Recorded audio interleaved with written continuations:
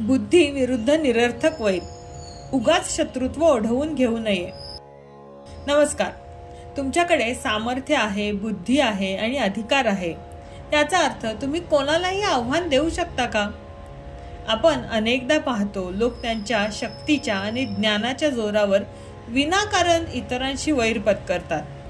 त्यांच्या मनात एकच भावना असते, मी शक्तिशाली आहे, मी त्याला सहज हरवू शकेन।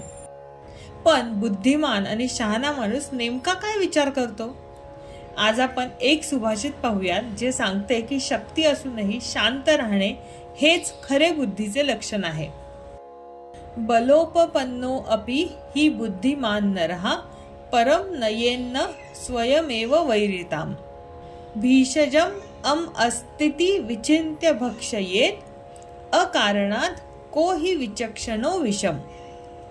बलोपपन्नो अपिही म्हणजे कितीही सामर्थ्य संपन्न असला तरीही बुद्धिमान नर परम नयेन्न स्वयमेव वैरिताम म्हणजे तरीही बुद्धिमंताने, बुद्धिमान व्यक्तीने कारण नसताना दुसऱ्याशी शत्रुत्व ओढवून घेऊ नये। आणि यासाठी अत्यंत समर्पक उदाहरण पुढच्या ओळीमध्ये दिलेले आहे। भीषजम अमास्तिति विचिन्त्य भक्षयेत अकारणात कोही विचक्षणो विषम। भीषज म्हणजे वैद्य।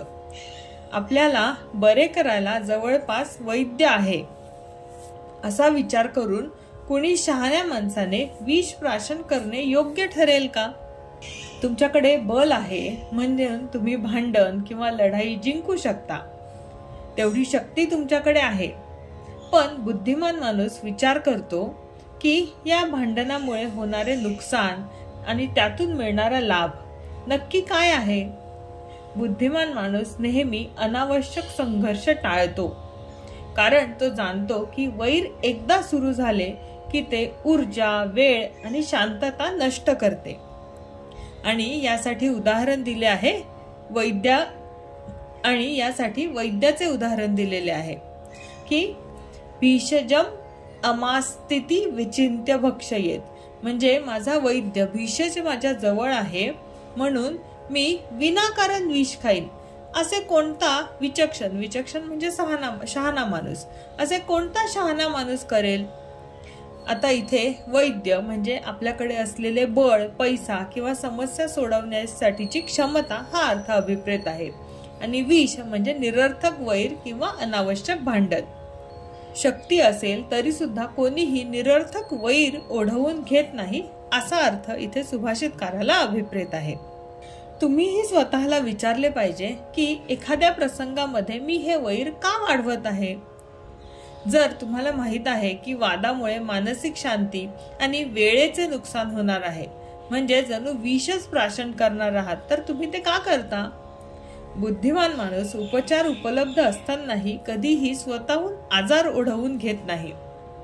मित्रांनो, या सुभाषिताचा संदेश काय आहे? तर वैर म्हणजे विष। कोणाशीही विनाकारण वैर वाढवणे म्हणजे स्वतःच्या हाताने विष पिण्यासारखे आहे। शक्तीचा उपयोग शांततेसाठी करा। तुमचे बळ आणि क्षमता वैर वाढवण्यासाठी नव्हे तर शांतता टिकवून ठेवण्यासाठी करा। आजच ठरवा, तुमच्या जीवनातील विनाकारण वाढवलेले वैर कोणतं आहे? आज तुम्ही कोणाशी सलोखा साधून तुमचे सामर्थ्य सिद्ध करणार आहात? हा व्हिडिओ तुम्हाला आवडला असल्यास लाईक करा आणि तुमच्या मित्रांशीही शेअर करा। थँक्यू।